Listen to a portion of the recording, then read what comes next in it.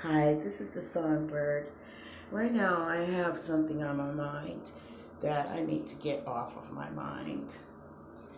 Um, so this is what happens. I knew a person. I can't say the name of the person, but I hadn't seen this person since I was 13 years old.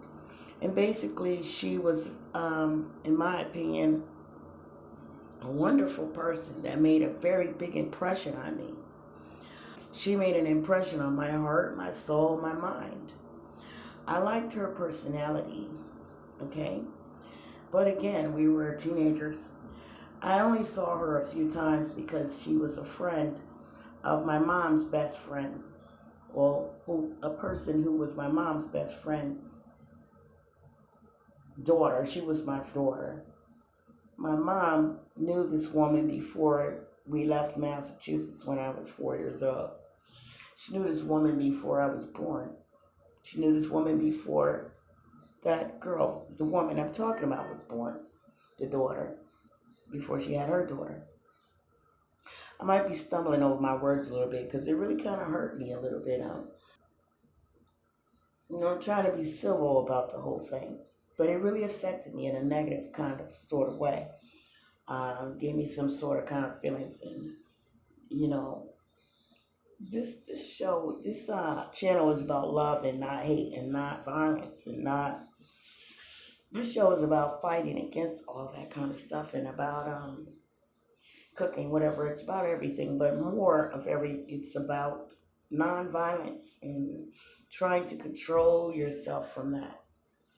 The point of this video is that I can't say her name, but I can say how I feel so I can get it off my chest and say that after not speaking or seeing her, being out of touch with her for more than 30 years, okay, and I got to talk to her a couple of months ago. I was so thrilled to hear her voice when she called me on Messenger. I mean, I was absolutely went for a loop. I even cried and everything.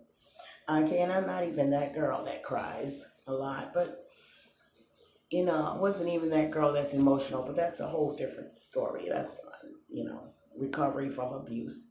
That comes with the recovery from abuse because before I never cried. The point is, again, is that I'm really baffled because, I missed her a lot and she made a really good impression on me. And the first thing she said to me was, you know, uh, you sound like a white girl and that's not cool.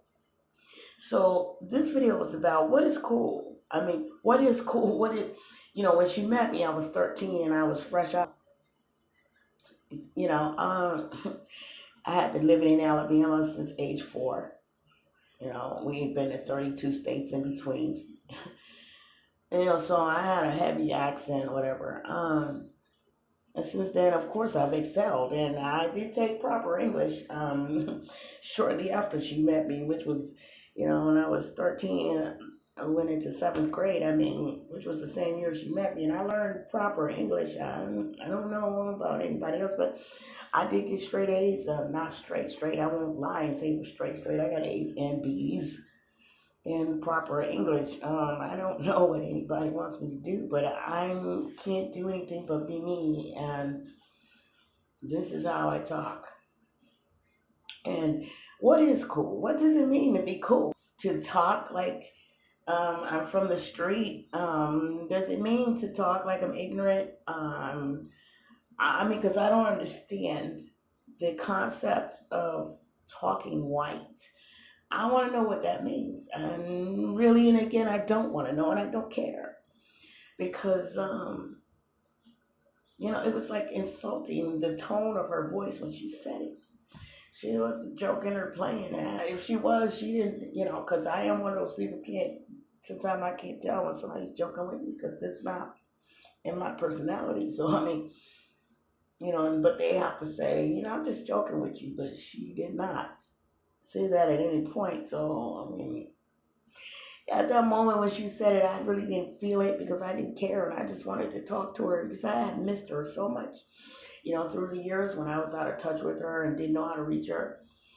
I really wanted to I've thought about her so many times because she really made an impression on me the few times that her mom brought her to my house when her mom and my mom went out to dinner or whatever they went to do, having their good time, enjoying life. And, or church event or whatever, they did a lot of stuff. They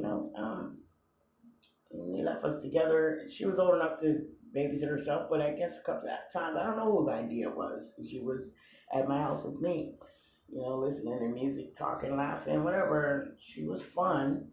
Hopefully, she was joking. I really hope she was joking because it's not the first time I've heard that.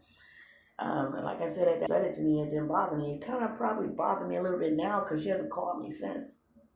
She hasn't called me, messaged me, and responded back to me in any form or fashion. She reached out to me last year. Of course, I did see her name and we did the friend request, whatever, and I just didn't even bother with it after that. But she got in touch with me on Messenger for my phone number so we could be in touch, and I liked that because then it made me think about when we were younger and how when I couldn't smile when I was 13, I was going through something, whatever, hormones, I guess, I don't know, changes of leaving from where I've been living for so long, and then, just changes. I wasn't happy about the changes. I had been to 32 states and never cried about it, but this time it was permanent. My mother made me understand that we were not going back to Alabama. All the other times when we left, we always knew we were going back. So I was going through some kind of changes, kind of like a depression. Um, and when she came over, I almost said her name, which is illegal. When she came over, I was thrilled. She kind of cheered me up when I was not even willing to make friends up here. I didn't want to make friends with anybody. I just wanted my old friends, and I didn't like it together here. And where I was from, the houses are far apart, and there's so much green grass you can just run around on. That I mean, it's just like being in the freeness of. It's a freedom I just can't describe that. I don't feel when I'm seeing a building 3 inches away from another. I mean, it's just not the same. Of course, forest. I missed a lot of things. Forest. We're here. You can look at the trees and see it straight through to the other side.